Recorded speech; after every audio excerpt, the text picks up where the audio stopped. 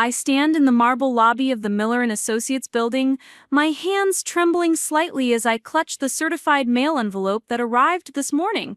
Through the floor-to-ceiling windows, downtown Denver sprawls beneath a crisp October sky, the Rocky Mountains standing sentinel in the distance like silent witnesses to what's about to unfold. The elevator doors slide open with a soft chime, and I step inside watching the numbers climb toward the 23rd floor where my brother Michael's lawyer waits to destroy everything I've built. Before we jump back in, tell us where you're tuning in from, and if this story touches you, make sure you're subscribed, because tomorrow I've saved something extra special for you. The lawsuit papers crinkle in my grip, $2.3 million. That's what my own brother claims I owe him for allegedly stealing clients and trade secrets when I left Johnson Family Enterprises to start Precision Marketing Solutions 18 months ago. The irony isn't lost on me that I'm heading to a meeting that could bankrupt the very business I created to prove I was more than just the daughter who wasn't supposed to inherit the family construction company. The receptionist at Miller & Associates guides me down a hallway lined with awards and photographs of successful cases. David Miller's corner office overlooks the city, its walls decorated with law degrees from Harvard and framed photos of him shaking hands with Colorado politicians. He's younger than I expected, maybe 40, with prematurely gray hair and kind eyes that seem at odds with the aggressive legal documents he's been filing against me. Michael sits across from the mahogany conference table, his expensive suit perfectly tailored, wedding ring catching the afternoon light as he drums his fingers against the polished surface. Next to him, his wife Jessica examines her manicured nails with practiced boredom, occasionally glancing at her phone. They both exude the casual confidence of people who've never doubted they'd win. "Emma, thank you for coming," David Miller says, his voice professionally neutral as he gestures toward an empty chair. "I know this situation is difficult for everyone involved, especially within a family." Michael barely looks up when I enter. His jaw is set in that stubborn expression I remember from childhood arguments, the same look he wore when he convinced our parents that the broken window was my fault, not his. Even at 32, he carries himself with the entitled bearing of someone who's always been told he was destined for greatness. "We're here to discuss a resolution that works for everyone," David continues, opening a thick file folder. "The allegations are serious, Emma. Client lists, proprietary marketing strategies, breach of non-compete agreements. Your brother has documented significant losses since you started your company." I force myself to remain calm, drawing on the composure I've cultivated during countless high-stakes client presentations. "These aren't allegations, David, they're fabrications. I never signed a non-compete agreement, and every client I work with came to me independently after I established Precision Marketing Solutions." Michael finally speaks, his voice carrying that patronizing tone he's perfected over the years. "Emma, we all know you took advantage of your position in the family business. Dad taught you everything about construction marketing, and you repaid that trust by stealing our methods and our clients." The accusation hits like a physical blow, but I keep my expression steady. "I learned construction marketing by working 16-hour days for 3 years, Michael. I brought in 40% of Johnson Family Enterprises' new business during my time there, and I have the numbers to prove it." Jessica sighs dramatically, finally looking up from her phone. "This is so awkward," she says, though her tone suggests she's enjoying the tension. "I mean, family should stick together, right? Especially when there's so much money involved." David Miller shuffles through his papers, pulling out a document that makes my stomach clench. "This is a client list from Johnson Family Enterprises, dated 6 months before you left the company." He slides it across the table. 15 of these 23 clients are now working with Precision Marketing Solutions. I scan the list, recognizing every name. These are clients I cultivated personally, companies I spent months understanding, relationships I built through late-night calls and weekend site visits. Because I developed those relationships, I reply. I was the primary contact for every single one of these accounts. Michael leans forward, his facade of reasonableness cracking slightly. You developed them using company resources, company time, and Dad's reputation. Without the Johnson name behind you, those clients never would have given you a second glance. The words sting because there's a grain of truth in them that I've wrestled with since starting my own company. Did I have advantages because of my family connections? Absolutely. But I also worked twice as hard as anyone else to prove I deserved those opportunities. David Miller pulls out another folder, thicker than the first. We also have concerns about proprietary information, he says. The marketing automation system you're using at Precision Marketing Solutions bears striking similarities to processes developed at Johnson Family Enterprises. I almost laugh at the absurdity. You mean the system I designed and implemented at the family company? The one I spent 8 months developing and training everyone to use? That system is my intellectual property, not theirs. Everything you created while employed by Johnson Family Enterprises belongs to the company, Michael says, his voice growing sharper. That's how family businesses work, Emma. Your contributions were part of your obligation to the family legacy. There it is. The expectation that's haunted me my entire life, the assumption that my talent, my education, my innovative ideas, all belong to the family business by birthright, while Michael's future leadership role was simply accepted as natural order. I'd watched him make costly mistakes and receive patient guidance, while my successes were treated as the bare minimum expected from a Johnson family member. David Miller seems to sense the tension escalating. Let's focus on finding a path forward, he suggests. Michael, perhaps you could walk us through the specific damages you're claiming. For the next hour, Michael and David present their case with meticulous detail, charts showing declining revenues at Johnson Family Enterprises, client testimonials about their confusion over my departure, financial projections claiming massive losses due to my alleged theft of trade secrets. Jessica occasionally nods or makes supportive comments, playing the role of concerned sister-in-law to perfection. But as the presentation continues, something starts nagging at me. The financial documents don't quite align with my memories of the company's performance. Revenue figures that seem inflated, expense reports that don't match what I remember approving, client contracts dated after my departure but claiming damages from before I left. David, I say during a brief pause, can I get copies of these financial statements? I'd like my accountant to review them before we discuss any settlement. Michael's jaw tightens almost imperceptibly. That's confidential company information, Emma. You can't just demand access to documents that don't concern you anymore. If I'm being sued for damages based on these numbers, they absolutely concern me, I reply. Kevin Lee, my accountant, will need to verify the claims before I can respond appropriately. David Miller nods thoughtfully.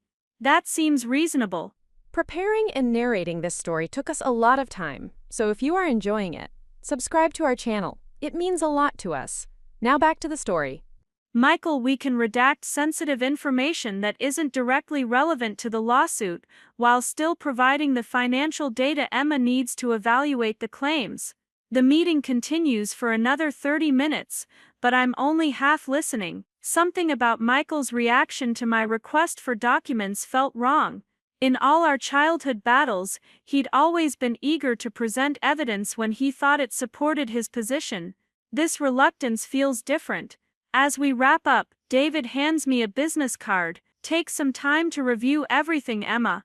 We're hoping to resolve this without going to court, but we need a response within 30 days. I stand to leave, gathering my courage for what I know I have to say. David, Michael, I want to be clear about something. I didn't steal from the family business. I didn't breach any agreements, and I won't be intimidated into paying for success I earned through my own hard work. Michael's mask slips for just a moment, and I catch a glimpse of something that looks almost like panic. Good luck proving that, little sister, he says, but his voice lacks its earlier confidence. The elevator ride down feels interminable. As the doors open onto the marble lobby, I pull out my phone and dial Rachel Davis, my business partner and the closest thing I have to family outside the Johnsons. She answers on the second ring. "How bad is it?" Rachel asks without preamble. She knows me well enough to read the tension in my voice. "Bad, but something's not right," I tell her as I walk toward my car. "The numbers don't add up, and Michael was nervous about sharing financial documents. I need you to pull our client acquisition records from the past 18 months. Already on it," Rachel replies. "Tyler's been documenting everything since we heard about the lawsuit. Emma, there's something else. 3 more Johnson Family Enterprises clients called this week asking about our services. Whatever Michael's doing, it's backfiring." I pause at my car, key in hand, as Rachel's words sink in. If Michael was really losing clients because of my alleged theft, why would more companies be reaching out to me? Unless the real problem at Johnson Family Enterprises had nothing to do with my departure. "Keep documenting everything," I tell Rachel. "And see if Kevin can clear his schedule this week. I have a feeling we're going to need a very thorough financial analysis." That evening I sit in my Reno district office, long after Tyler and the rest of my team have gone home. The space reflects everything I've tried to build with precision marketing solutions: clean lines, collaborative workspaces, floor-to-ceiling windows that let in natural light. It's the opposite of the traditional hierarchical environment at Johnson Family Enterprises, where my father's office dominated the top floor like a throne room. My laptop screen glows with client files, each one representing a relationship I've nurtured through genuine expertise and dedication: Mountain Ridge Construction, Denver Metro Properties, Highline Development Group. Companies that chose precision marketing solutions not because of my last name, but because our strategies delivered results they couldn't get elsewhere. Rachel appears in the doorway holding 2 cups of coffee from the shop downstairs. "You look like you're planning either a brilliant strategy or a complete breakdown," she says, settling into the chair across from my desk. "Maybe both," I admit, accepting the coffee gratefully. Rachel has been my anchor since we met in business school 5 years ago. While other students were networking for prestigious corporate positions, she and I spent late nights developing the business plan that would eventually become Precision Marketing Solutions. She believed in the vision when it was just sketches on whiteboards and caffeine-fueled dreams. "Tell me what you're thinking," she says, pulling up the financial documents on her own laptop. "I'm thinking that Michael's lawsuit isn't really about protecting the family business," I reply slowly. "It's about covering up something else." "The timeline doesn't work, Rachel. If I was such a devastating loss to Johnson Family Enterprises, their revenue should have dropped immediately after I left. But according to these documents, the decline started months before my departure." Rachel scrolls through the numbers, her expression growing more puzzled. "You're right. And look at this," she says, pointing to a series of entries. "These expense reports show payments to consulting firms I've never heard of. Large payments, all authorized by Michael." I lean forward, studying the screen. Apex Strategic Solutions, Trinity Business Consulting, Peak Performance Partners. None of these companies were working with us when I was there, and I would have known about any major consulting contracts. Rachel's fingers fly across her keyboard. "Let me run these company names through our database," she says. "If they're legitimate consulting firms, they should have some kind of digital footprint." While she searches, I pull out my phone and scroll through my contacts until I find Ashley Rodriguez, one of the few people still at Johnson Family Enterprises who I trust. Ashley started as a project coordinator around the same time I joined the company, and we've maintained a friendship despite the family drama. "Emma." Ashley's voice is warm but cautious when she answers. "I heard about the lawsuit. I'm so sorry this is happening. Ashley, I need to ask you something, and I understand if you can't answer," I say carefully. "Have you noticed anything unusual about the company's finances lately?" New consulting contracts, unexplained expenses, anything that seems off. There's a long pause. Emma, I probably shouldn't be talking about this, but yes, Michael's been authorizing a lot of payments that don't go through normal approval processes. He says they're for business development, but the amounts are huge, and I never see any results. My pulse quickens. How huge are we talking? Hundreds of thousands of dollars, Ashley whispers. And Emma, there's something else. Your dad's been asking questions about the finances. He seems confused about some of the recent expenditures, but Michael keeps reassuring him that everything's fine. Rachel looks up from her computer, shaking her head. These consulting companies barely exist online, she says. Apex Strategic Solutions was incorporated 6 months ago, with a Denver address that turns out to be a mailbox service. Trinity Business Consulting has a website that looks like it was built in an afternoon. The pieces are starting to come together, forming a picture that makes my stomach turn. Michael isn't suing me because I damaged the family business. He's suing me because he needs a scapegoat for whatever's been happening to the company's money. The timing of the lawsuit, the urgency to settle quickly, his reluctance to share financial documents, it all makes sense now. Ashley, one more question, I say into the phone. Has Michael been traveling more lately? Taking trips that might not be business related? Actually, yes, she replies. He and Jessica went to Vegas 3 times in the past 6 months. Always said it was for networking, but they stayed at casinos each time, and he's been getting phone calls that make him really upset. Lots of hushed conversations behind closed doors. After I hang up with Ashley, Rachel and I sit in silence for several minutes, the weight of our discoveries settling between us. If Michael has been embezzling from the family business, the lawsuit becomes more than just a personal attack. It's a calculated attempt to destroy my reputation in business while covering his tracks. We need professional help, Rachel says finally. This is beyond what we can handle on our own. I nod, already thinking about our next steps. Kevin can analyze the financial documents, but we're going to need legal expertise too. Someone who understands both family business law and potential fraud cases. What about David Miller? Rachel suggests. I know he's representing Michael now, but if he discovers his client has been lying to him, the idea seems impossible at first. David Miller is the enemy, the lawyer trying to destroy everything I've built. But lawyers have ethical obligations that transcend client loyalty. If Michael has been committing fraud and using David to legitimize his cover-up, that puts David in an untenable position. It's worth considering, I say slowly. But first, we need to build an airtight case. If we're going to accuse Michael of embezzlement, we better have documentation that's absolutely bulletproof. Over the next several hours, Rachel and I work systematically through every piece of evidence we can gather. Client communications proving they sought out my services independently, financial records showing precision marketing solutions, organic growth, documentation of my innovations and intellectual property development, most importantly, a detailed timeline showing that Johnson Family Enterprises problems began long before I left the company. By the time we finish, the Denver skyline is dark, except for scattered office lights and the glow of street lamps.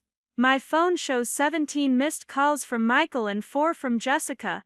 I haven't listened to the voicemails, but their frequency suggests panic rather than confidence. Tomorrow, we take this to Kevin, I tell Rachel as we finally pack up our laptops. And then we decide whether we're brave enough to approach David Miller with what we've found. As I drive home through empty streets, I think about the little girl who used to play with construction toys while Michael preferred video games, who memorized architectural terms and building codes while he focused on sports statistics.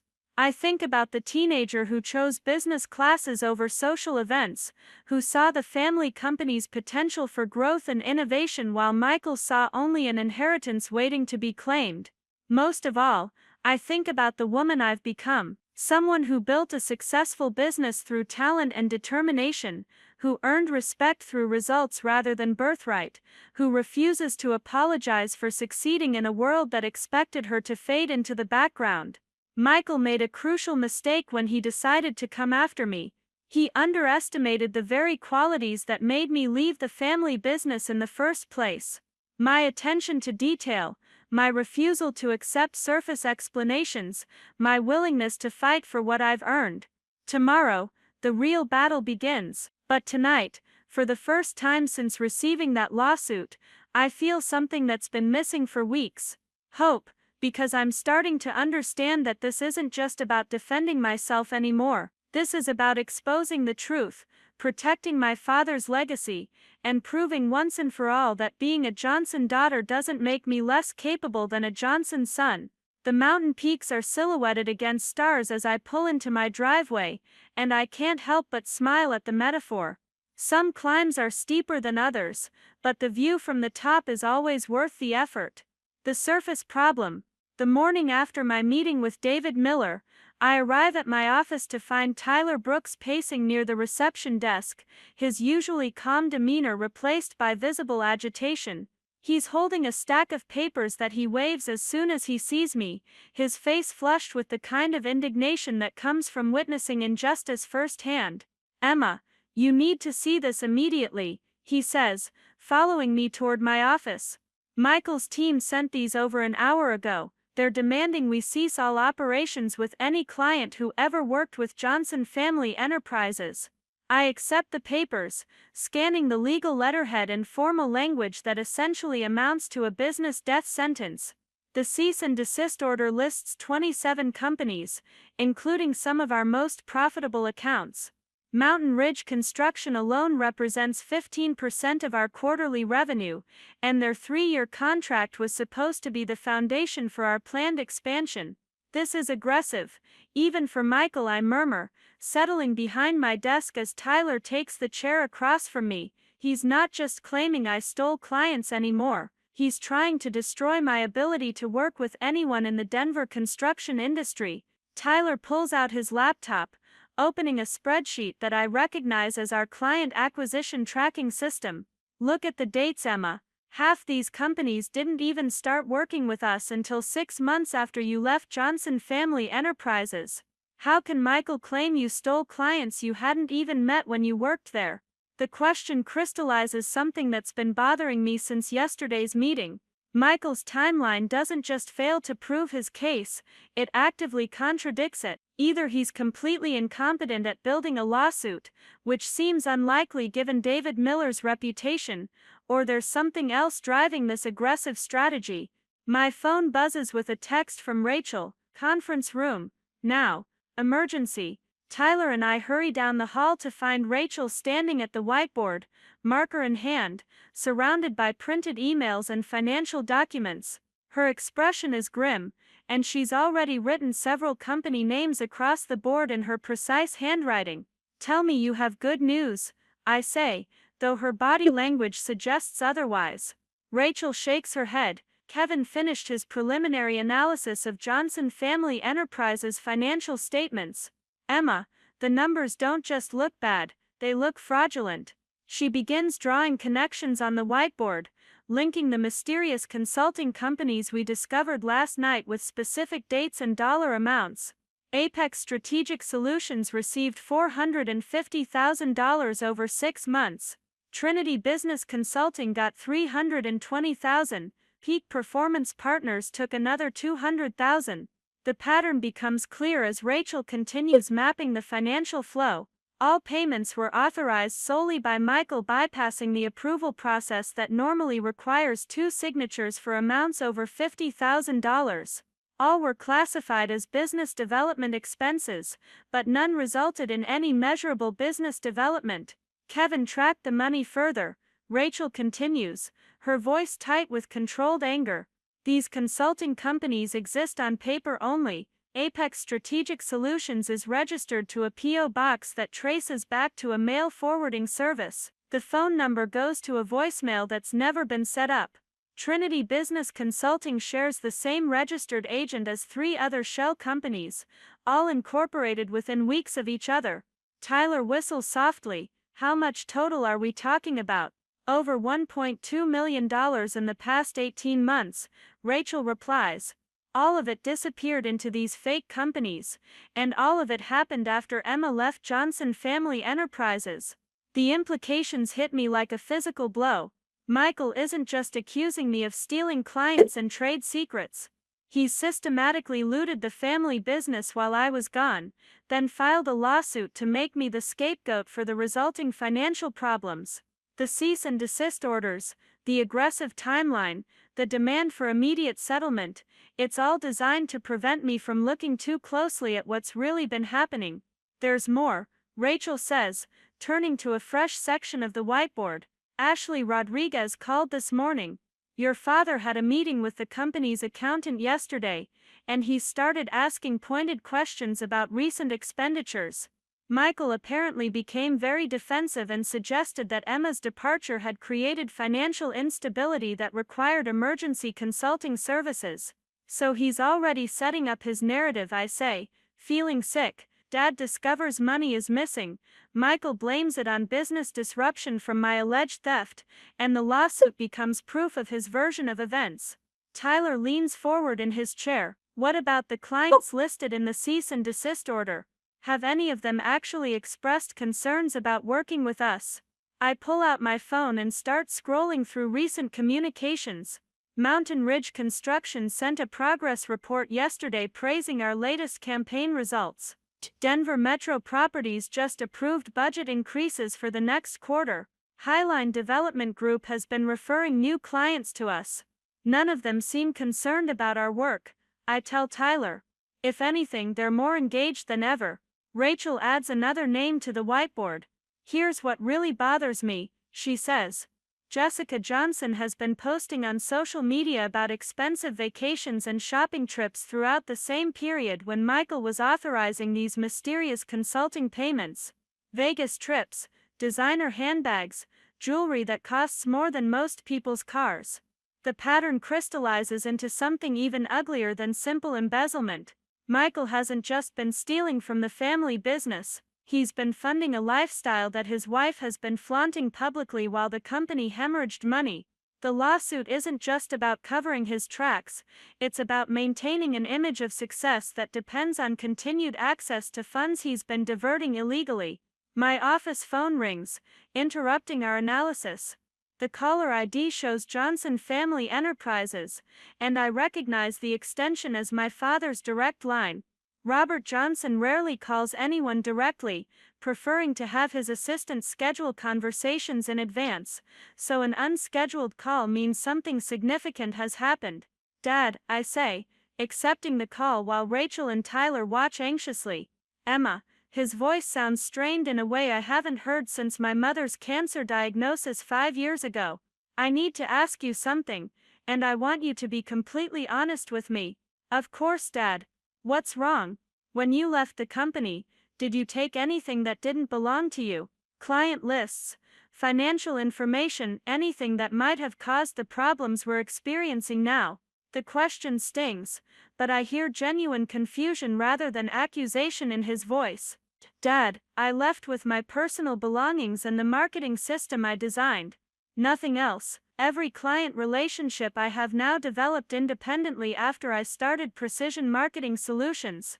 There's a long pause, and I can hear papers rustling in the background. Michael showed me financial projections suggesting we lost significant revenue because of client defections after your departure, he says finally. But when I look at the actual contracts, the timeline doesn't make sense. My heart starts racing. What kind of timeline inconsistencies? Several of the clients Michael claims you stole didn't start working with us until months after you were gone, my father explains. And some of the revenue projections include contracts we never actually signed. Dad, I say carefully, I think you need to have a very detailed conversation with your accountant about all recent expenditures, not just the ones related to my departure. Another long pause. Emma, are you suggesting that Michael has been dishonest about the company's financial situation? I'm suggesting that you deserve to know exactly where every dollar has gone, especially if Michael is using company resources to pursue a lawsuit against me. After the call ends, Rachel, Tyler, and I sit in stunned silence. My father's questions suggest he's beginning to notice the same inconsistencies we discovered, but confronting the possibility that his son has been embezzling from the family business is going to be devastating for him. We need to move carefully, I tell my team. If we're right about Michael's fraudulent activity, there are criminal implications beyond our civil lawsuit. But if we're wrong, or if we can't prove everything conclusively, Michael will use our accusations to reinforce his narrative about my instability and vindictiveness. Tyler raises his hand tentatively. What about approaching David Miller directly? If Michael has been lying to his own attorney, that creates ethical problems for Miller that might override attorney-client privilege. The suggestion has merit, but it's also incredibly risky. David Miller built his reputation on winning cases for his clients, and suggesting that one of those clients has been deceiving him could backfire spectacularly. On the other hand, lawyers have professional obligations that extend beyond client loyalty, especially when fraud is involved. Let me think about the best approach. I say, gathering the documents spread across the conference table. First, I want Kevin to complete his full financial analysis and document everything he finds. Then we'll decide whether we have enough evidence to approach Miller or if we need to involve law enforcement directly. The rest of the morning passes in a blur of phone calls and document review. 3 more Johnson Family Enterprises clients contact us inquiring about marketing services, suggesting that whatever problems the company is experiencing have nothing to do with my departure. Kevin calls to report that his deeper analysis has uncovered additional suspicious transactions, including several large cash withdrawals that Michael authorized without documented business justification. Around noon, Ashley Rodriguez arrives at our office looking nervous but determined. She's taken a long lunch break to meet with us away from Johnson Family Enterprises, and her employee badge is carefully tucked inside her jacket to avoid being seen. I need to show you something, she says, pulling out her smartphone and opening her photo gallery. I've been documenting things that seem strange, just in case anyone ever asked questions. The photos on Ashley's phone tell a story that's even more damaging than our financial analysis suggested. Screenshots of email conversations where Michael authorized payments to the mysterious consulting companies, pictures of Jessica's social media posts showing expensive purchases made on the same dates as major company expenditures. Most damning of all, a photo of Michael's computer screen showing a draft email to one of the shell companies with the subject line "Payment Schedule Adjustment." Ashley swipes to the final photo, and my breath catches. It's a handwritten note in Michael's distinctive scrawl, apparently discarded in a wastebasket near his desk. The note reads, "E's lawsuit settlement covers Q4 gap if finalized by December." He's planning to use money from our settlement to cover the gap created by his embezzlement, I whisper, staring at the image. The lawsuit isn't just about blaming me for the company's problems, it's about generating enough cash to hide the evidence of his theft. Ashley nods grimly. There's more. Your father asked Michael to provide documentation for all the consulting payments, and Michael has been working late every night this week, apparently creating backups and justifications for expenses that never had proper authorization. The picture is becoming clearer and more disturbing. Michael isn't just a family member who made some bad financial decisions, he's a sophisticated fraudster who's been systematically looting the family business while creating an elaborate cover story that positions me as the villain. The cease and desist orders, the aggressive legal tactics, the demand for immediate settlement, everything is designed to prevent deeper investigation into the company's finances. Rachel reviews Ashley's photos with the same meticulous attention she brings to client campaigns. This is criminal behavior, she says finally. Emma, you're not just dealing with a family dispute anymore. This is organized fraud with multiple victims. Ashley checks her phone nervously. I need to get back before anyone notices I'm gone, she says. But Emma, your father is asking more questions every day. Michael can't keep this cover-up going much longer. After Ashley leaves, Rachel, Tyler, and I spend the afternoon strategizing our next moves. We have enough evidence to prove that Michael has been embezzling from Johnson Family Enterprises, but presenting that evidence effectively requires careful planning. Going public too early could allow Michael to destroy additional documentation or create new false narratives. Waiting too long might give him time to complete whatever financial manipulations he's planning. The phone rings again, and this time the caller ID shows David Miller's office number. My stomach clenches as I answer, wondering what new legal assault Michael has prepared. Emma, this is David Miller. I have some questions about the financial documents we discussed yesterday, and I'd like to schedule a follow-up meeting as soon as possible.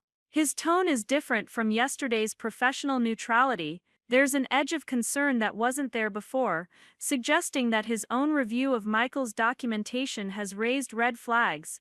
Of course, David, when would be convenient for you? How about this afternoon? And Emma, I'd like you to bring any financial records from your own company that might help clarify the timeline of events we're discussing. The meeting is scheduled for 4 o'clock, giving us 3 hours to prepare what might be the most important presentation of my professional life. If David Miller is starting to question Michael's version of events, this could be our opportunity to expose the truth before the lawsuit progresses any further.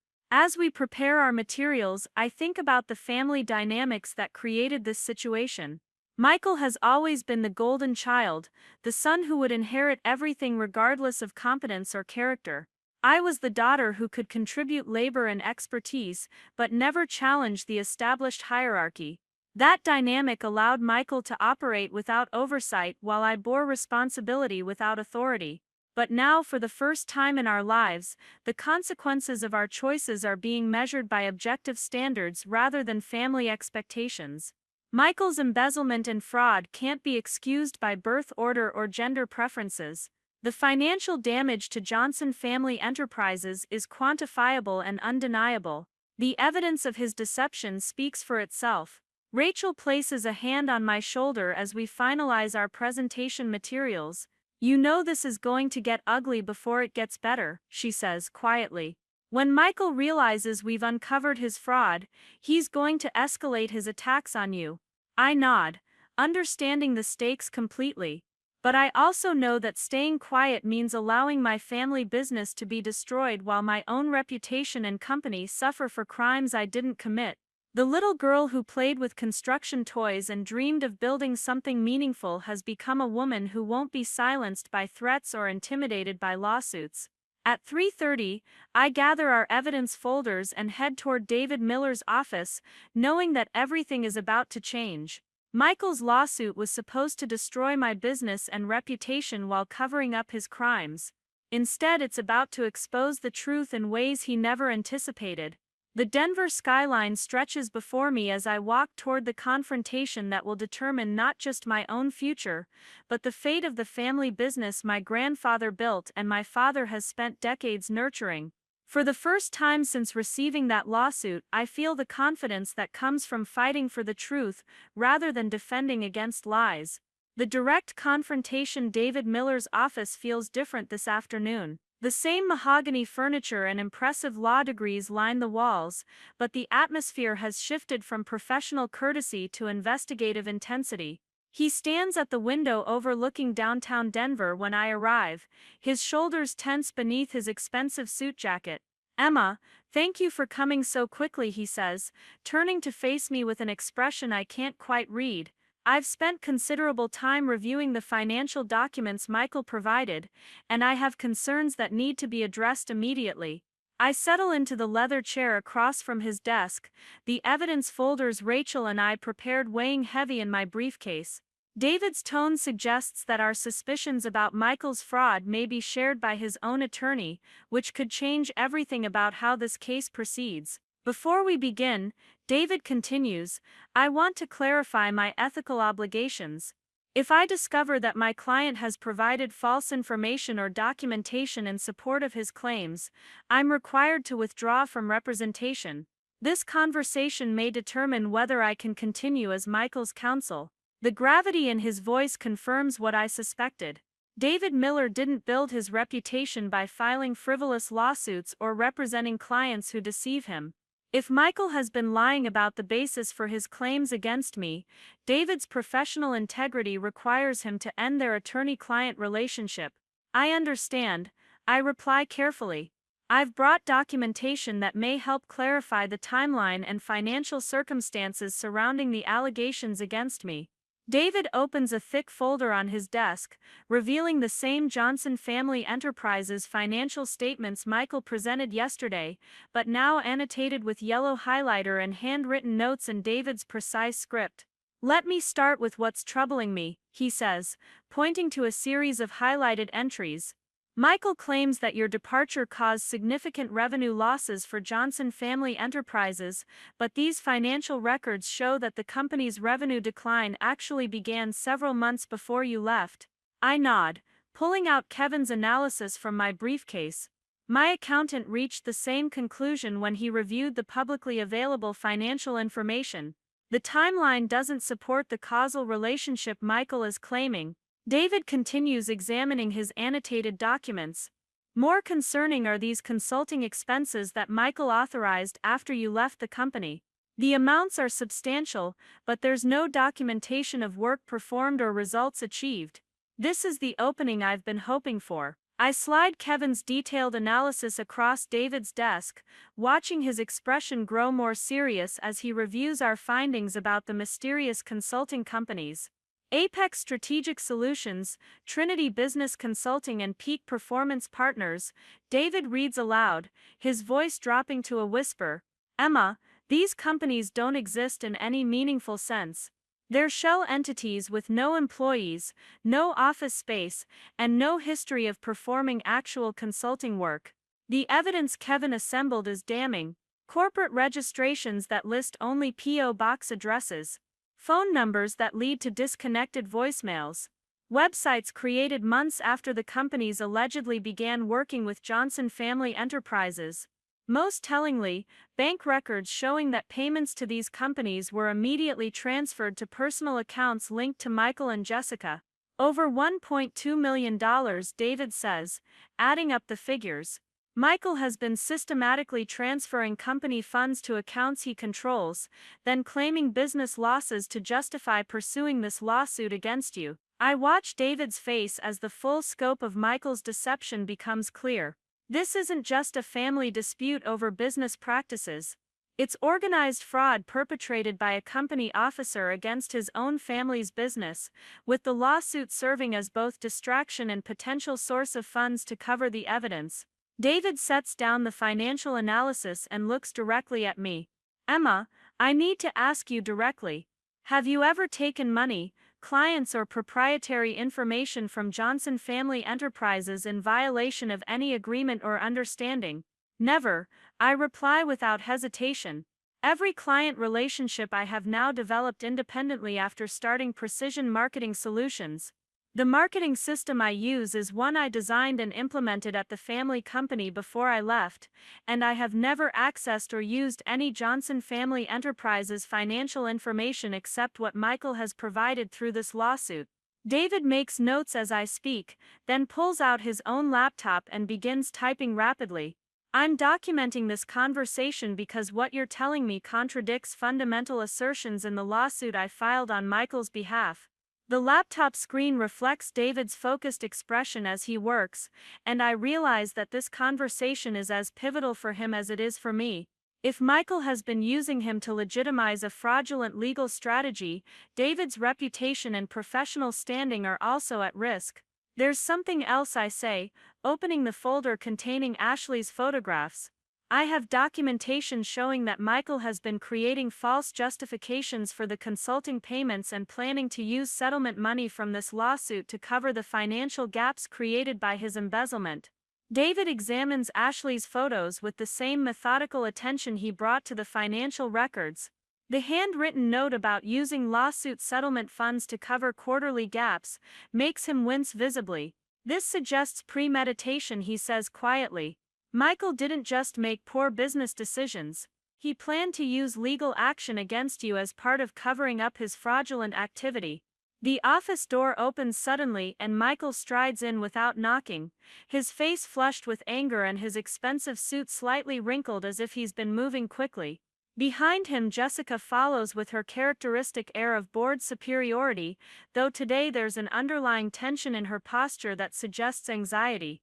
David, what's going on? Michael demands, noticing the documents spread across the desk.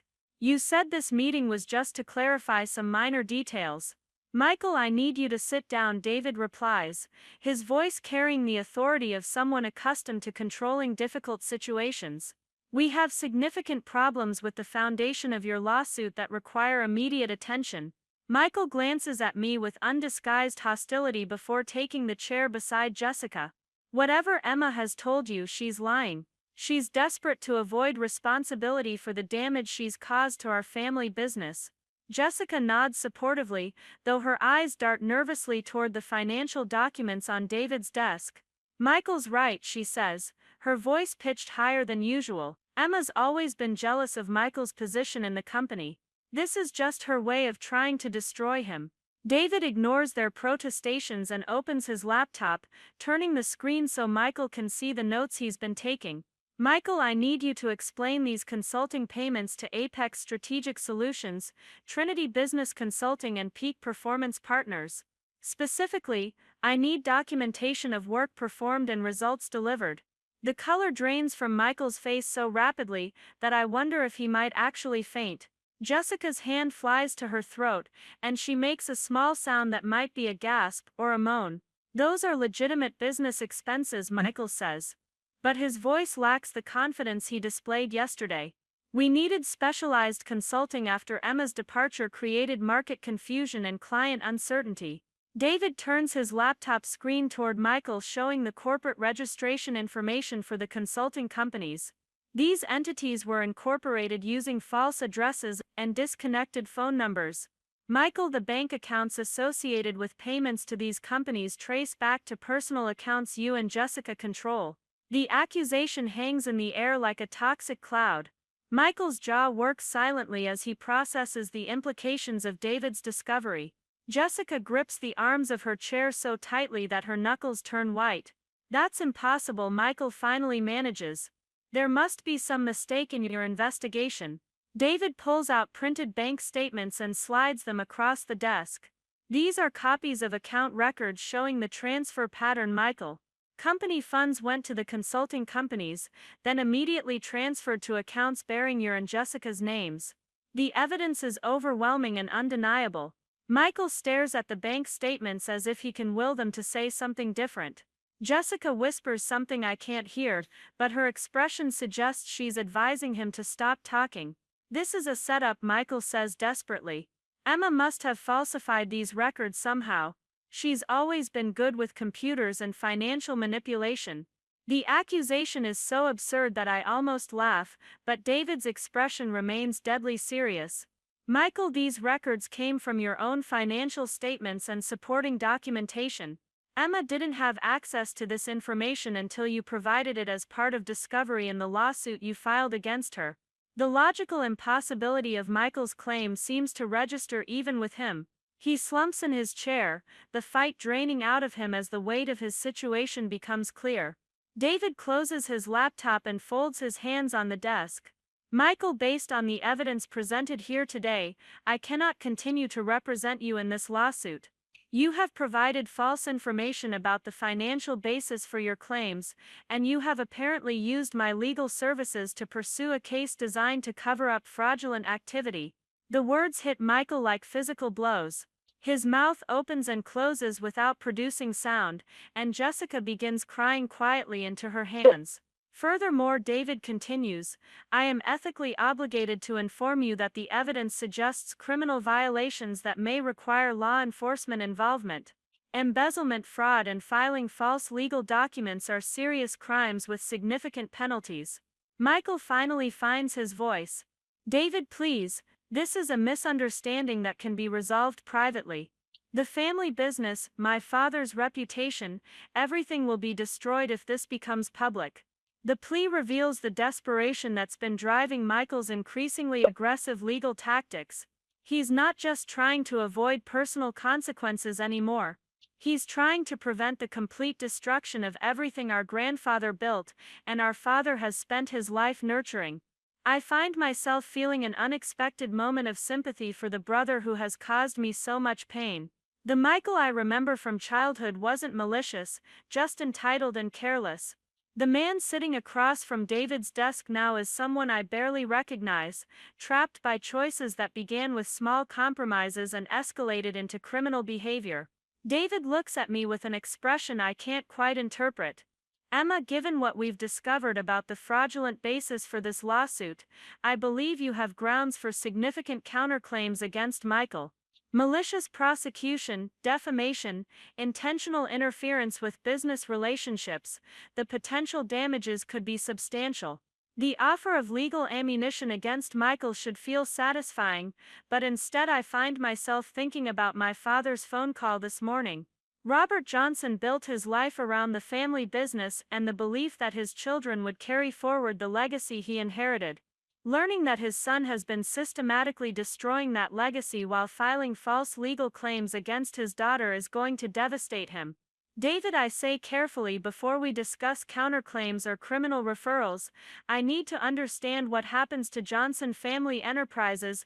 My father has spent 40 years building that company, and he doesn't deserve to lose everything because of Michael's choices. David nods appreciatively. The company's assets are separate from Michael's personal liability, Emma. If we can document the full extent of the fraudulent transfers, it may be possible to recover some of the stolen funds and preserve the business operations. Michael looks up suddenly, hope flickering in his eyes. Emma, if you're willing to work with me on this, maybe we can find a solution that protects Dad and the company. I know I've made mistakes, but destroying the family business won't help anyone.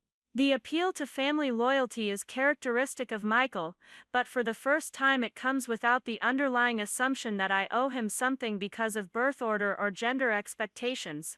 He's asking for help as someone who desperately needs it, not demanding it as something he deserves. Jessica stops crying long enough to speak. Emma, I know you have every right to hate us, but please don't let your father suffer for our mistakes. The company means everything to him. Her plea is more genuine than anything I've heard from her in years of family gatherings. The social mask has slipped completely, revealing someone who understands that her lifestyle and marriage are about to collapse under the weight of consequences they've been avoiding. David watches this family drama unfold with professional detachment, but I catch him checking his watch and realize that he has ethical obligations that extend beyond family sentiment. If criminal activity has occurred, he may be required to report it regardless of our personal preferences. I need time to think about this, I tell David, and I need to talk to my father before any decisions are made about how to proceed. David nods. I'll need Michael and Jessica to sign releases acknowledging that I'm withdrawing as their counsel, and I'll need documentation of their consent for me to share the information we've discussed with Emma's legal representation. The meeting continues for another hour as David methodically documents the end of his attorney-client relationship with Michael, and the transfer of information that transforms him from my opponent into someone who might become my advocate.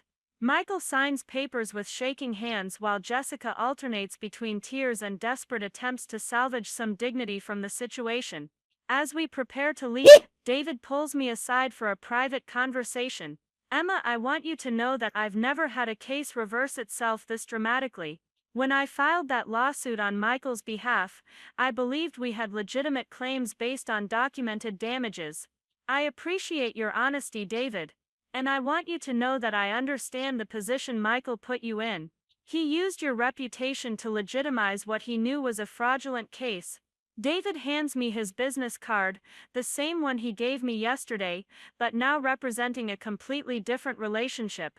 If you're interested in pursuing this matter further, either civilly or criminally, I'd be honored to represent your interests. I know the case better than anyone, and I have strong motivation to ensure that justice is served. The offer is tempting, but I need to consider the broader implications before making any commitments. Pursuing maximum legal remedies against Michael might be personally satisfying, but it could also destroy the family business and devastate my father. Let me talk to my family, I tell David. I'll be in touch within 48 hours with my decision about how to proceed. As I walk back to my car, I'm struck by how completely the situation has transformed in the space of a few hours. This morning I was the defendant in a lawsuit that threatened to destroy my business and reputation. Tonight I'm the victim of fraud with multiple legal options for seeking justice and compensation. More importantly, I'm no longer the family outsider desperately trying to prove my worth to people who never intended to accept me. I'm the daughter who discovered her brother's crimes and must decide how much of the family legacy is worth preserving. The decision I make in the next 2 days will determine not just my own future, but the fate of everyone connected to Johnson Family Enterprises. For the first time in my life, I hold the power to shape our family's destiny rather than simply reacting to choices made by others. The mountain peaks are visible through my car windshield as I sit in David Miller's parking lot, and I'm reminded again of the metaphor about difficult climbs and worthwhile views. But now I'm not just climbing toward a personal summit, I'm carrying the weight of decisions that will affect multiple generations of the Johnson family. Tomorrow I'll drive to Cherry Hills Village to have the most difficult conversation of my life with my father. Robert Johnson deserves to know the truth about what his son has done, and he deserves to hear it from me rather than from law enforcement or newspaper reports. The little girl who played with construction toys is about to become the woman who decides whether the family construction company survives the betrayal that nearly destroyed it. That convinced David Miller to withdraw as Michael's counsel. The mysterious consulting companies that exist only on paper. The shell accounts that received over $1 million in company funds. The timeline showing that Johnson Family Enterprises problems began months before my departure. My father's face ages visibly as he processes each piece of evidence. His hands tremble slightly as he examines Ashley's photographs showing Michael's handwritten notes about using lawsuit settlement funds to cover quarterly gaps. When I finish the presentation, he sits in silence for several minutes, staring at documents that prove his son has been systematically stealing from the family business. "How long?" he finally asks, his voice barely above a whisper. "Based on the financial records, at least 18 months, I reply gently. Possibly longer, but the amounts escalated significantly after I left the company, and there was less oversight of Michael's financial decisions." Robert Johnson removes his glasses and rubs his eyes, the gesture so familiar from my childhood that it breaks my heart.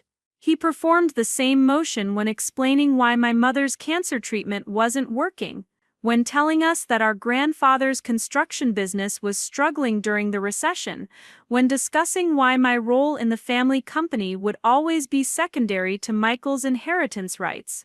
"Your grandfather built this business with his bare hands," he says finally. 43 years I've worked to expand what he started, to create something worthy of the Johnson name, and my own son has been destroying it, while I trusted him to carry it forward. The pain in his voice is unbearable, but I force myself to continue. "Dad, there's more. Michael's lawyer discovered the fraud and withdrew from representing him yesterday. David Miller is prepared to file criminal referrals if necessary, but he wanted to give us the opportunity to address this privately first." My father looks up sharply. "Criminal referrals, embezzlement, fraud, filing false legal documents," I explain. "Michael could face serious prison time if this goes to court, and the publicity would destroy whatever remains of the company's reputation." We sit in silence as the full implications settle between us. Johnson Family Enterprises has been more than a business for 3 generations. It's been the foundation of our family identity, the source of our financial security, and the legacy that was supposed to continue for generations to come. Michael's crimes haven't just stolen money, they've potentially destroyed everything our grandfather and father built. "What do you want to do?" my father asks, and I'm struck by the question's significance. For the first time in my life, he's asking for my opinion about a major family decision rather than telling me what's already been decided. "I want to save the company if possible," I reply honestly. And I want Michael to face consequences for what he's done, but I don't want those consequences to destroy you or everything you've worked for. Robert Johnson stands and walks to the window overlooking the backyard where Michael and I played as children. The swing set is long gone, replaced by a garden that my mother tended until her final weeks. The symbolism feels heavy as I watch him contemplate the ruins of expectations that shaped our entire family dynamic. He stole from his own family, my father says, his voice carrying a mixture of anger and bewilderment, from the business his grandfather started, from the employees who trusted him, from me. I don't understand how this happened. Emma, I taught both of you that integrity was the foundation of everything we do. My phone buzzes with an incoming call, and Michael's name flashes on the screen. My father notices the caller ID, and his expression hardens in a way I've never seen before. The gentle patriarch, who always found excuses for Michael's mistakes, has been replaced by someone who finally understands the magnitude of what his son has done. Don't answer it, he says firmly. I need to think about this situation before I speak to Michael again. I decline the call, but within seconds it rings again. Then again. Michael's desperation is palpable even through the electronic persistence of his attempts to reach me. My father's landline begins ringing moments later, creating a cacophony that fills the quiet study with urgent demands for attention that neither of us feels ready to satisfy. Take the phone off the hook, my father instructs, and I comply, grateful for the sudden silence that follows. We need time to process this information and decide how to proceed without Michael's manipulation influencing our judgment. Dad, there's something else you need to know, I say gently. Jessica has been posting extensively on social media about expensive purchases and luxury vacations throughout the period when Michael was embezzling from the company. Designer handbags, jewelry, trips to Las Vegas casinos. The lifestyle they've been maintaining was funded by money stolen from Johnson Family Enterprises. My father's jaw tightens as he processes this additional betrayal. Jessica knew, he says, and it's not a question. She knew where the money was coming from, and participated in spending it anyway. The conclusion seems inescapable based on the evidence, though proving Jessica's knowledge and intent would require investigation beyond what we've conducted so far. What's clear is that Michael's crimes weren't impulsive mistakes made in desperation. They were calculated decisions made over many months, with his wife's apparent cooperation and encouragement. A car door slams in the driveway, followed by rapid footsteps on the front walkway. Through the study window, I can see Michael's BMW parked at an aggressive angle, suggesting he arrived in considerable haste. The doorbell begins ringing insistently, accompanied by Michael's voice calling for our father to let him in. He knows we've discovered everything, I tell my father. David Miller probably informed him that he was withdrawing as counsel and sharing information with my legal team. Robert Johnson stands and moves toward the front of the house, his shoulders squared with the determination I remember from childhood moments when he needed to address serious family problems. I follow, uncertain whether he intends to confront Michael immediately, or simply ensure that the doors remain locked. Dad, open up, Michael calls through the heavy oak door. I know Emma's in there filling your head with lies about me. You can't believe anything she says. She's been planning this attack for months. My father pauses with his hand on the deadbolt, looking back at me with an expression that asks whether I'm ready for this confrontation. The documents in my briefcase contain enough evidence to destroy Michael's denials and expose the full scope of his fraud, but presenting that evidence to him directly will force a family crisis that cannot be undone. Let him in, I say quietly. He needs to explain himself, and you deserve to hear his version of events before we decide what to do next. Robert Johnson opens the door, and Michael bursts through like a man fleeing pursuit. His expensive suit is wrinkled, and his hair disheveled, suggesting he's been awake all night dealing with the collapse of his carefully constructed deception.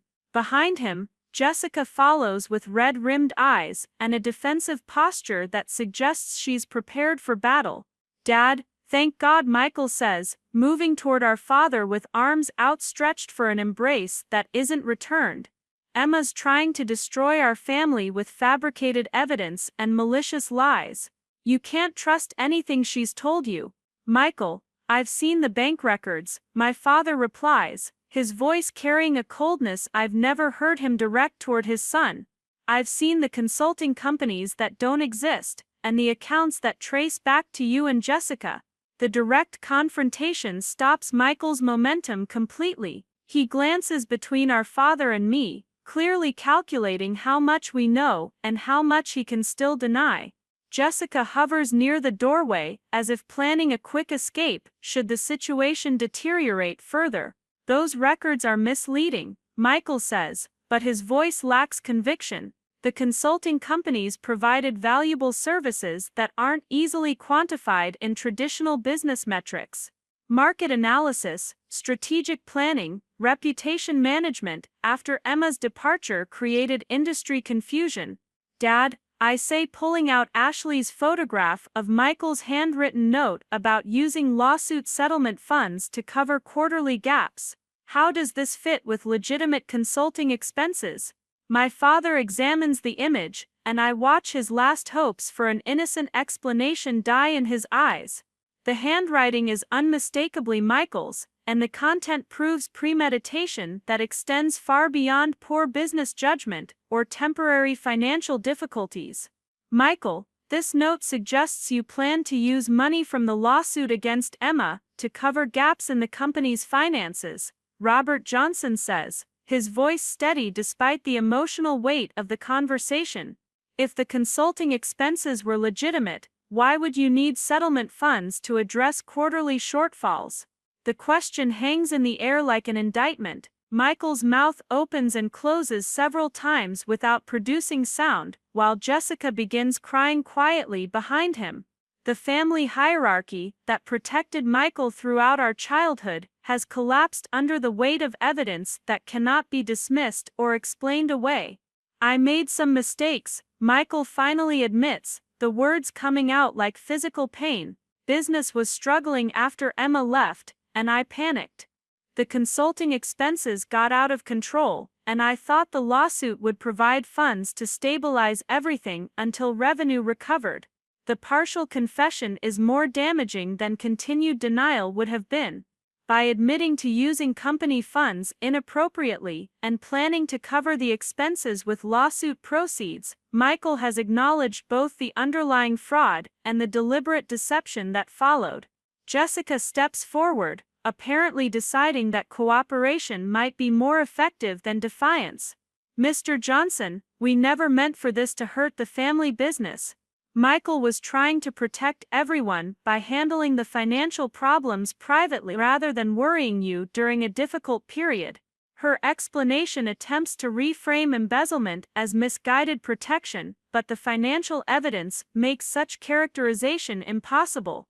Over $1 million transferred to shell companies and personal accounts represents systematic theft, not temporary borrowing or good-intentioned management decisions. My father walks to his desk and sits heavily in the chair where he's made countless business decisions over 4 decades.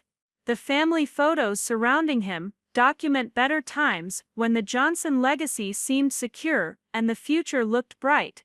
Now those same images serve as reminders of everything that's been damaged by Michael's choices. Michael, you stole from your own family, he says with devastating simplicity. You stole from the business your grandfather built, from the employees who trusted you, from me, and then you tried to blame Emma for problems you created.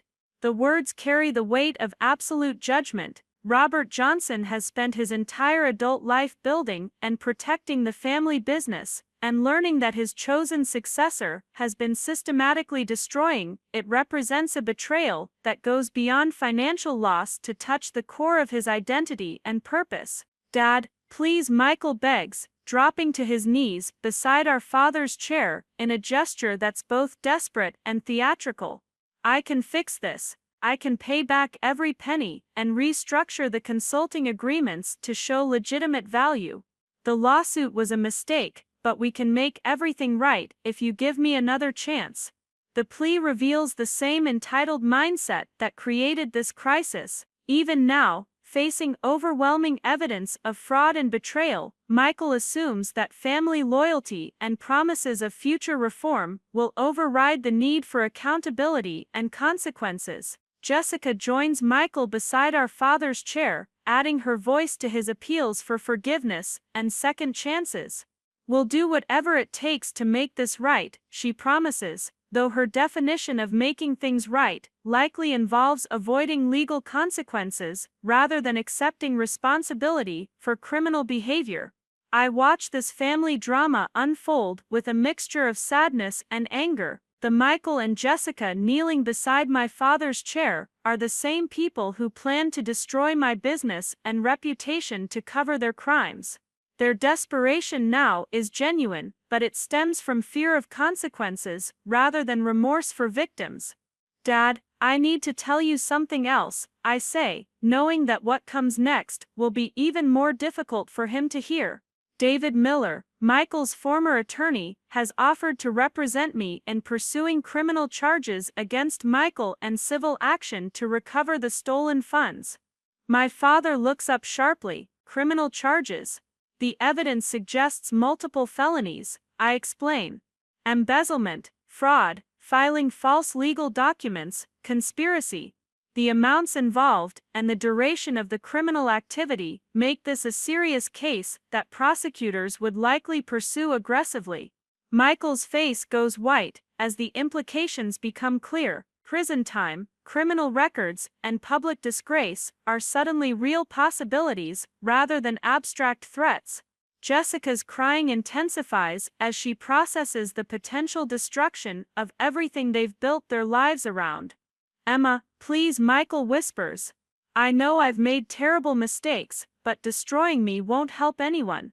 Think about Dad, think about the family reputation, think about the employees who depend on Johnson Family Enterprises for their livelihoods." The appeal to broader consequences is characteristic of Michael's manipulative approach, but for the first time it also contains elements of legitimate concern. Criminal prosecution would indeed create publicity that could devastate what remains of the company's reputation and harm innocent employees who had nothing to do with Michael's fraud. My father stands and walks to the window again, his back turned to all of us, as he contemplates decisions that will affect multiple generations of the Johnson family.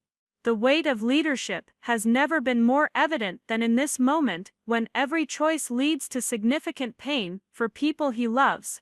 "Emma, what do you want?" he asks without turning around. The question forces me to confront motivations I haven't fully examined.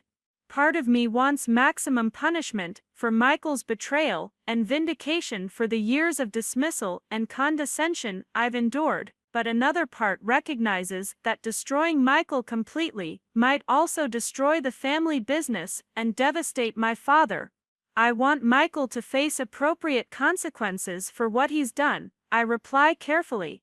"I want the stolen money returned to Johnson Family Enterprises. I want assurance that he can never again access company funds or make decisions that affect the business.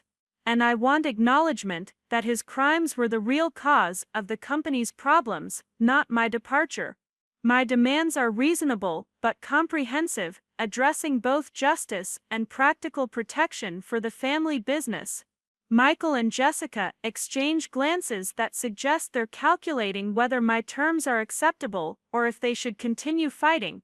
"What about criminal prosecution?" my father asks, still facing the window.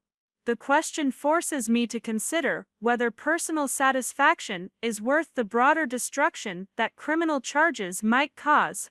Michael deserves punishment for his crimes, but that punishment doesn't have to come through the justice system if alternative accountability can be ensured. If Michael returns all the stolen funds, resigns from Johnson Family Enterprises, and accepts permanent exclusion from any role in the family business, I might consider agreeing to civil resolution rather than criminal prosecution, I say. But any agreement would require complete transparency about his fraudulent activity and mechanisms to ensure compliance. Michael's relief is visible as he processes the possibility of avoiding prison time. Jessica stops crying long enough to nod eagerly, apparently willing to accept any terms that preserve their freedom and some semblance of their former life. But Dad, I continue, turning toward my father, you need to understand that this decision affects more than just our family. Michael's fraud could be part of a larger pattern that victimizes other businesses or individuals. Choosing private resolution over criminal prosecution might prevent justice for other victims we don't know about. The ethical complexity of the situation becomes clear as I articulate it. Personal mercy for Michael might conflict with broader obligations to expose criminal behavior and protect other potential victims. The decision my father makes will reflect not just family loyalty but moral priorities that extend beyond our immediate interests.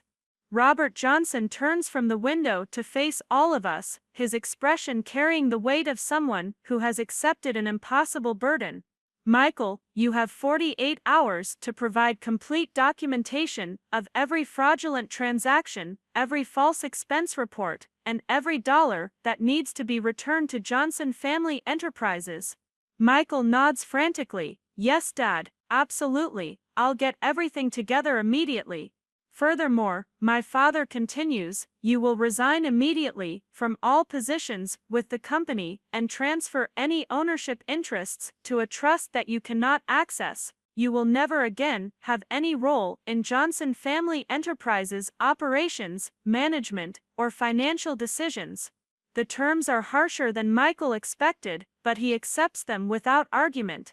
The alternative of criminal prosecution and prison time makes even complete exile from the family business seem preferable. Finally, my father says, looking directly at me, Emma will have the authority to review all your documentation and determine whether your compliance is sufficient to avoid criminal referral. If she believes you're still concealing information or failing to cooperate fully, I will support her decision to pursue prosecution regardless of family considerations. The arrangement places enormous responsibility on my shoulders, but it also provides the protection and authority I need to ensure genuine accountability. Michael's fate will depend on his willingness to cooperate completely, rather than continuing the deception and manipulation that created this crisis. Jessica looks between Michael and my father, apparently processing the reality that their privileged position in the family hierarchy has been permanently destroyed. The woman who married into the Johnson family, expecting a lifetime of financial security and social status, now faces the prospect of rebuilding their lives without the safety net they've always taken for granted. Emma, Michael says, looking directly at me for the first time since arriving at the house. I know you have every right to hate me, but please understand that I never intended for things to go this far. The lies just kept building on each other until I couldn't find a way back to the truth. His apology contains elements of genuine remorse, but it also reflects the same self-focus that characterized his approach throughout our childhood.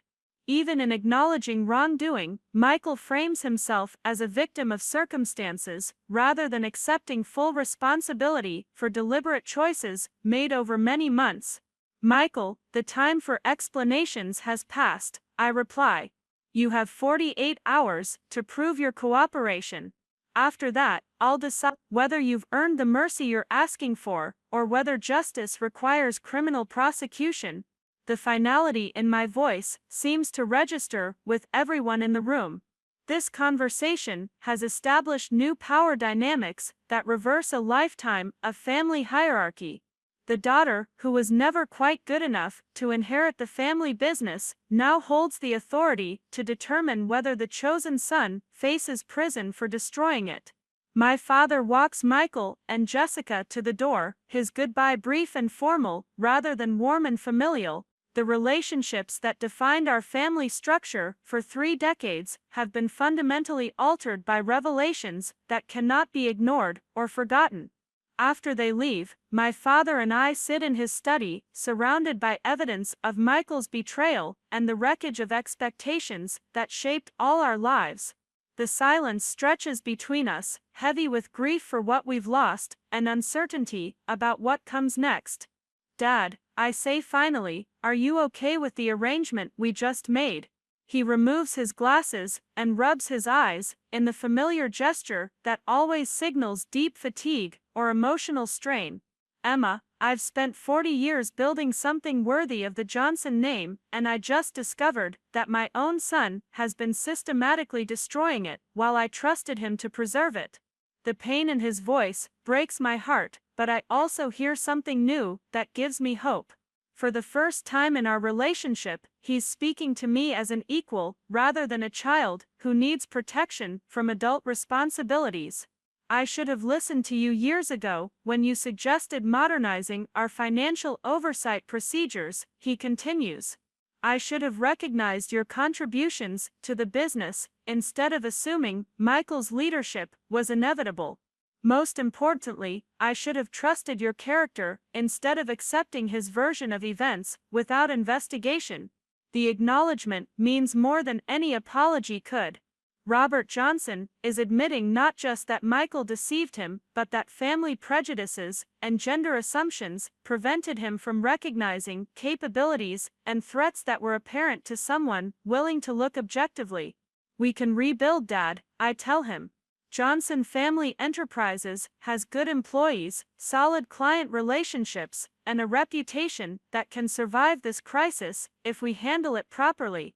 The foundation grandfather laid is strong enough to support whatever we choose to build on it. My father looks at me with an expression I've never seen before. It's not the paternal pride I remember from childhood achievements or the reluctant respect I earned through professional success. It's the recognition of someone who has proven herself capable of handling responsibility that extends far beyond her own interests. Emma, if you're willing, I'd like you to consider returning to Johnson Family Enterprises as Chief Operating Officer, he says. Not as my daughter fulfilling family obligations, but as the most qualified person to help rebuild what Michael damaged. The offer represents everything I thought I wanted during the years when I felt excluded from the family legacy. But now, having built Precision Marketing Solutions into something I'm proud of, the decision is more complex than simple acceptance or rejection. I need time to think about it, Dad, I reply honestly. Precision Marketing Solutions is my company, built with people who believed in me when others didn't. I can't abandon them for a family business that may never fully value my contributions. My father nods, understanding the complexity of what he's asking. Take all the time you need, he says. Whatever you decide, I'm proud of who you've become and what you've accomplished on your own. The words I've waited my entire life to hear finally arrive at a moment when they carry genuine meaning rather than obligatory sentiment. Robert Johnson isn't proud of me because I'm his daughter or because I've fulfilled expectations set by others. He's proud because I've demonstrated character and capability when both were tested under extreme pressure. As I drive home through the familiar neighborhoods of Cherry Hills Village, I think about the little girl who played with construction toys while Michael complained about sharing space. That girl dreamed of building something meaningful, of proving herself worthy of the Johnson legacy, of earning acceptance from family members who always seemed to find her efforts insufficient. The woman driving through Denver traffic now has accomplished all those goals, but the achievement came through creating her own legacy rather than claiming an inherited one. Precision Marketing Solutions represents everything I hope Johnson Family Enterprises could become: innovative, merit-based, and built on relationships of genuine respect rather than family obligation. The decision I face about returning to the family business will determine not just my professional future, but the kind of legacy I want to leave for the next generation. Do I rebuild what Michael damaged, or do I continue building what I created? Both choices have merit, but only one reflects the courage that brought me to this moment of possibility. The mountain peaks are visible in my rearview mirror as I head toward the office where Rachel and Tyler are waiting for updates on the family confrontation. For the first time in my life, I'm driving away from the Johnson family home with more answers than questions, more power than obligation, and more hope than resentment. Tomorrow, Michael will begin the process of documenting his crimes and returning stolen funds. David Miller will finalize his transition from adversary to advocate. My father will start rebuilding a business that's been secretly undermined for over a year, and I will decide whether the daughter who was never quite good enough wants to become the leader who can make everything right again. 6 weeks later, I stand in the conference room of the newly renamed Johnson and Associates Construction Company, watching Denver's November snow dust the Rocky Mountains beyond our floor-to-ceiling windows. The morning light catches the fresh nameplate on my door that reads Emma Johnson, Chief Executive Officer, a title that feels both familiar and revolutionary after everything that's happened. The transformation has been remarkable in scope and speed. Michael's documentation of his fraudulent activities filled 3 bankers' boxes with evidence that Kevin Lee and our forensic accountant spent weeks analyzing. The final tally exceeded our initial estimates by nearly $400,000, money that had been systematically diverted through increasingly sophisticated schemes that evolved from simple consulting fraud to complex shell company operations. David Miller sits across the conference table from me, no longer the adversary who filed a devastating lawsuit, but now the attorney who helped orchestrate one of the most complete corporate recoveries in Colorado business history. His transition from opponent to advocate has been seamless, driven by professional ethics that demanded he right the wrong his former client had manipulated him into perpetrating. Emma, the final restitution payment cleared yesterday, he reports, sliding a bank statement across the polished mahogany surface. Michael's compliance with the settlement agreement has been complete. All stolen funds have been returned with interest, and his resignation from every corporate position has been legally formalized. The relief should feel overwhelming, but instead, I experience the quiet satisfaction that comes from seeing justice served through systematic effort rather than dramatic confrontation. Michael's exile from the family business has been absolute and permanent, achieved through legal mechanisms that prevent any future attempts to reclaim influence or authority. Rachel Davis enters the conference room, carrying the morning's client reports, her role as Chief Marketing Officer, representing one of several strategic hires we've made during the company's restructuring. The decision to merge Precision Marketing Solutions with Johnson Family Enterprises created opportunities for talented people who believed in our vision of integrated construction and marketing services. The Henderson project numbers are exceptional, she announces, settling into her chair with the comfortable authority she's developed since joining our leadership team. Revenue is 23% above projections, client satisfaction scores are at all-time highs, and we've received inquiries from 4 additional commercial developers who want similar comprehensive services. Tyler Brooks looks up from his laptop where he's been coordinating schedules for the 3 major projects we're managing simultaneously. The Morrison Development Group wants to extend our contract through next year, and they're recommending us to their sister company in Phoenix. We might need to consider expansion sooner than planned.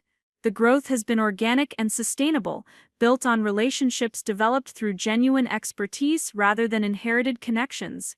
Our client base now includes companies that chose us specifically because of our innovative approach to combining construction management with strategic marketing, a synthesis that emerged from my unique background spanning both industries. My father appears in the conference room doorway, carrying the morning's financial reports with the same methodical attention to detail that's characterized his leadership for 4 decades. His transition to chairman of the board has been graceful, maintaining oversight responsibilities while allowing me the operational authority necessary to implement the changes our recovery required. Board meeting in 10 minutes, he announces, but his tone carries warmth rather than formality. The quarterly results should make for pleasant conversation. The board meetings have become collaborative discussions rather than presentations where I justified decisions to skeptical family members. Our new directors include Ashley Rodriguez, promoted to Director of Operations after her crucial role in exposing Michael's fraud, and Kevin Lee, whose financial expertise now provides the oversight that could have prevented the crisis we survived. David Miller gathers his materials as the meeting prepares to transition to formal board business. Emma, before I go, I wanted to mention that the Colorado Bar Association has asked me to present our case at their ethics conference next month. With your permission, I'd like to use this situation as an example of how attorney-client privilege intersects with fraud discovery. The request represents validation of the ethical complexity we navigated together.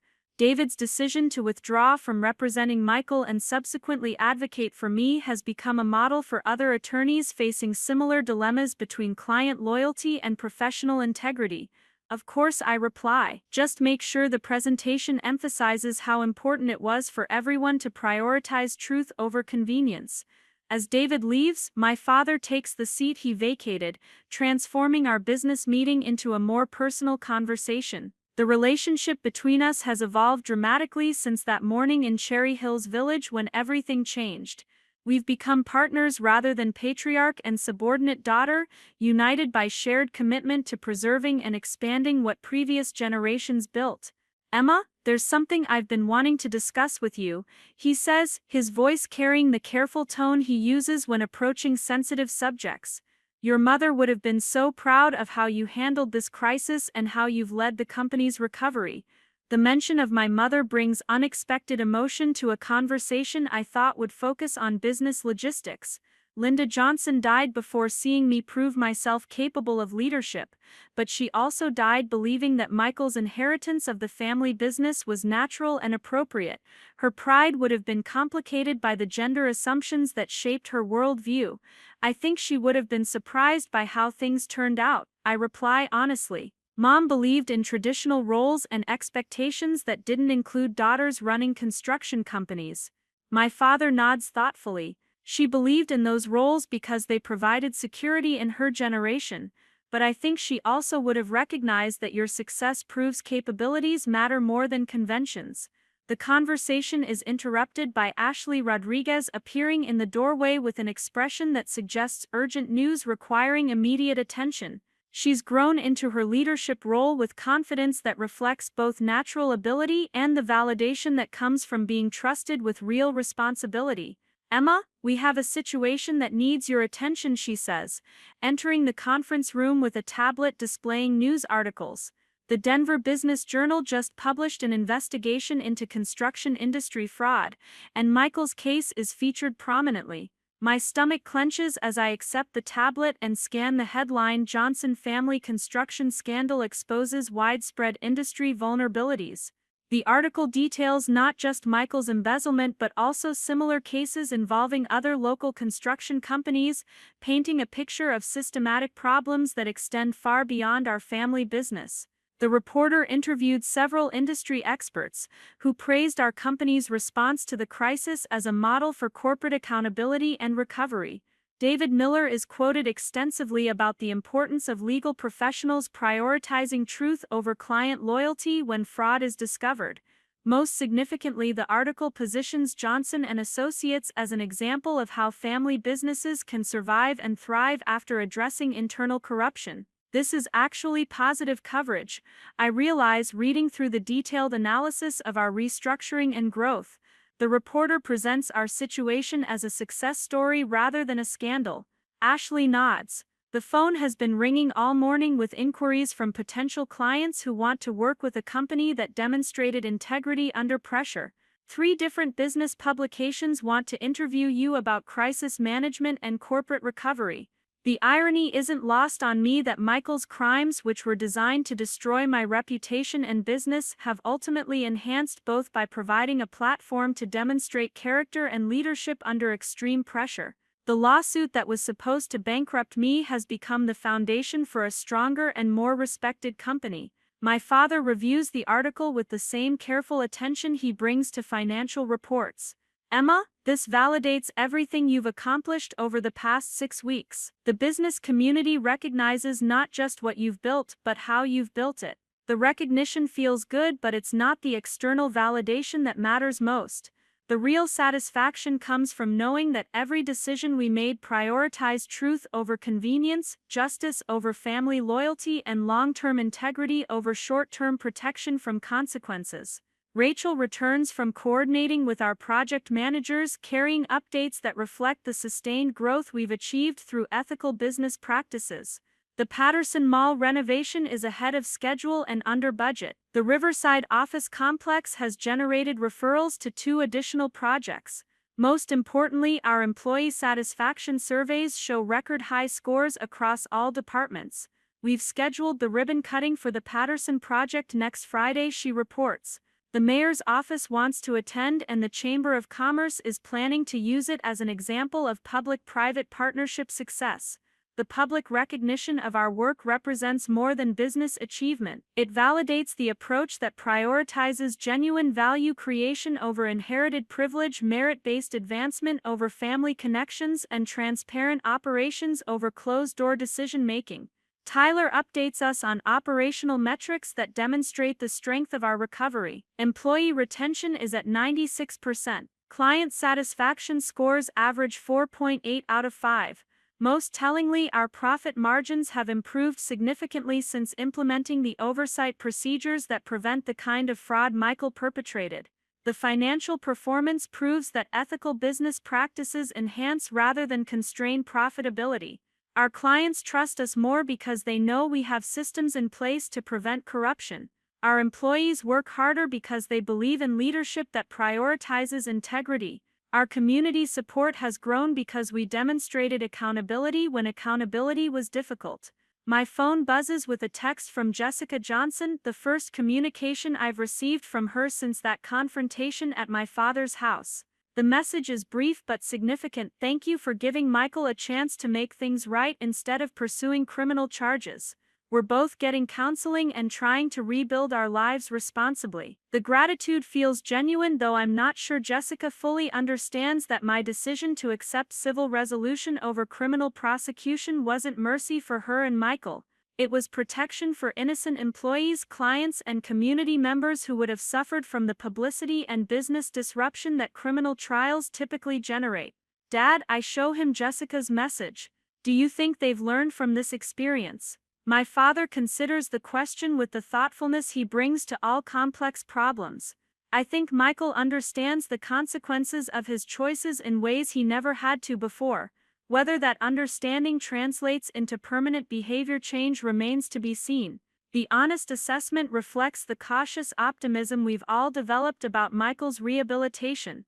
His compliance with our settlement terms has been complete, but compliance under legal pressure doesn't necessarily indicate genuine character development or moral growth.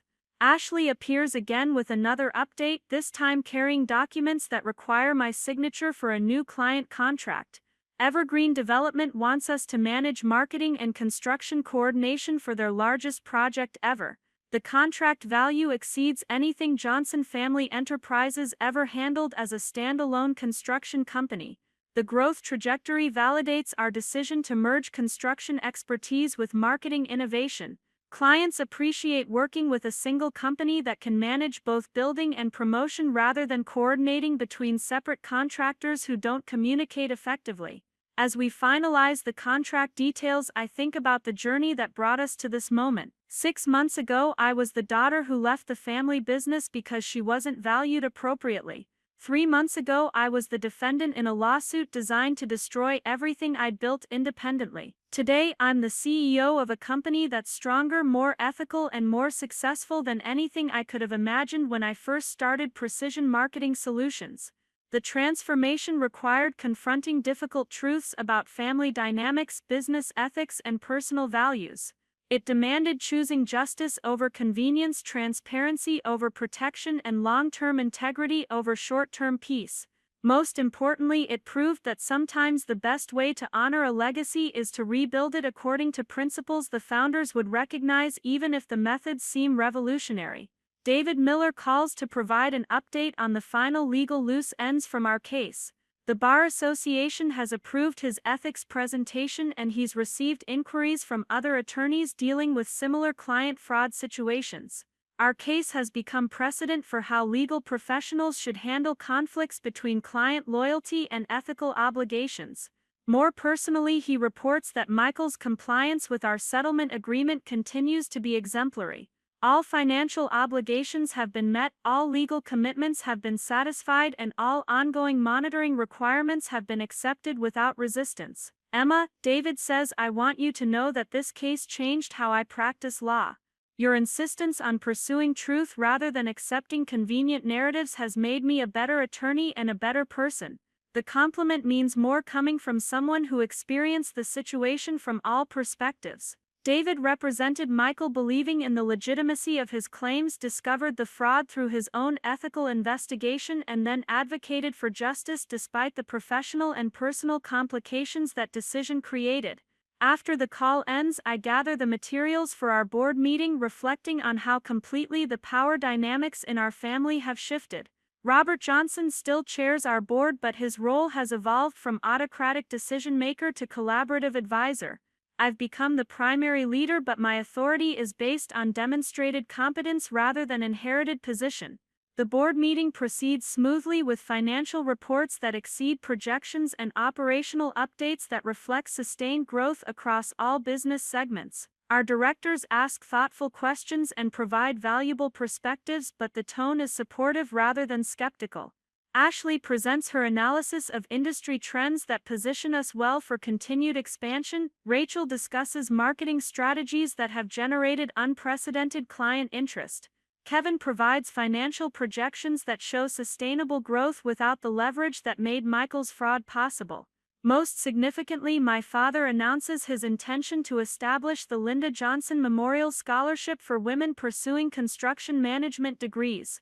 The endowment will be funded through company profits and administered through the University of Colorado's engineering program. It's a fitting tribute to Mom's memory, he explains, and an investment in the industry's future. We need more women in construction leadership, and this scholarship will help remove financial barriers that prevent talented people from pursuing careers in our field. The scholarship represents more than charitable giving. It acknowledges that our industry has been strengthened by diversity and innovation rather than weakened by challenges to traditional hierarchies. My success as CEO hasn't diminished the company's masculine culture but rather expanded it to include perspectives and approaches that enhance our effectiveness. As the board meeting concludes, I remain in the conference room to review the upcoming week's schedule. 3 client meetings, 2 project site visits, 1 interview with Colorado Business Magazine, and the ribbon-cutting ceremony for the Patterson Mall renovation. Each commitment represents opportunities to demonstrate the values and capabilities that have driven our recovery and growth.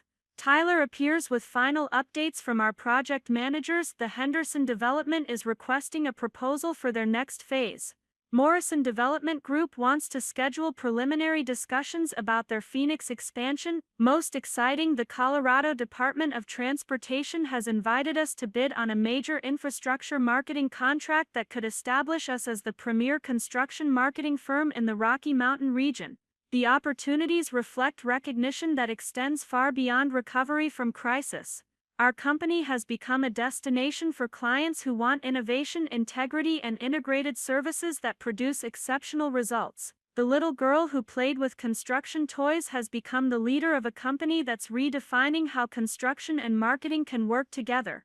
Rachel joins us for a final coordination meeting, bringing updates on the media coverage that's been generating new business inquiries. The Denver Business Journal article has been followed by features in 3 other business publications, all emphasizing our ethical response to crisis and innovative approach to industry challenges. The story they're telling isn't about a family business that survived scandal, she explains. It's about a company that used crisis as an opportunity to become something better than it was before. The distinction matters because it reflects the narrative we've chosen to embrace rather than simply enduring the narrative imposed by circumstances. We could have minimized Michael's fraud, covered up the family drama, and continued operating as we always had. Instead, we chose transparency, accountability, and transformation that has made us stronger. As the workday ends, I walk through our offices observing the culture we've created through intentional choices about values and priorities. Employees collaborate across departments because they know their ideas will be heard regardless of their position in the organizational hierarchy. Project teams include both construction and marketing professionals because we recognize that the best results come from integrated expertise. Most importantly, everyone understands that ethical behavior isn't just expected but celebrated, that transparency strengthens rather than weakens our competitive position, and that doing the right thing always produces better long-term results than taking shortcuts or compromising principles. My father appears as I'm gathering materials to take home, carrying the satisfaction that comes from seeing a difficult transition completed successfully. The past 6 weeks have been challenging for him personally, requiring acknowledgement that his son had betrayed family trust while his daughter had demonstrated leadership capabilities he'd previously underestimated. "Emma," he says, walking with me toward the parking garage, "I want you to know that this company is in better hands now than it's ever been. Your grandfather would be proud of what you've built here." The comparison to my grandfather, whose entrepreneurial vision established the foundation for everything we've accomplished, represents the highest compliment my father can offer. Samuel Johnson built the original construction company through hard work, integrity, and innovative approaches that distinguished him from competitors who relied on established connections rather than superior performance. I think he would be surprised by how different things look now, I reply, glancing back at our offices where lights still burn as dedicated employees complete projects that exceed client expectations. But I hope he would recognize that the values he established are still driving everything we do. The drive home takes me through the Denver neighborhoods where Johnson Family Enterprises, and now Johnson & Associates, has completed dozens of projects over 4 decades.